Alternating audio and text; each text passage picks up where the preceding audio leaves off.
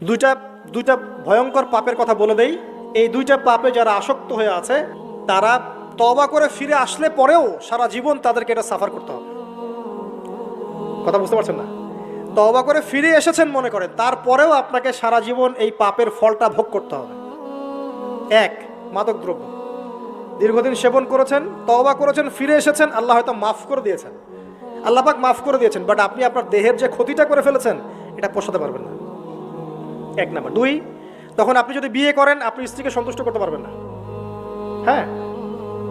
দুই নাম্বার হচ্ছে এই যে গোপনে যুবকরা যে পাপটা করে, মাস্টারবেশন, যেটাকে আমরা বলি হস্তমৈথুন, এই পাপ যেসব যুবকরা করছে বা করে, এবং অ্যাভেলেবেল এই পাপটা সবাই করে, কারণ এখন পর্নের যুগ, পর্ন দেখলে তো আর কোনো উপায় নাই, তখন তো এই পথেই যেতে হচ্ছে, নিজের উপরে নিজেকে জুলুম করতে হচ্ছে। যারা হস্তমৈথুন অভ্যস্ত হয়ে গেছে এরা যদি তওবা করে ফিরেও আসে, শরীরের যে ক্ষতিটা হয়েছে এটা পূরণ হবে না কখনো।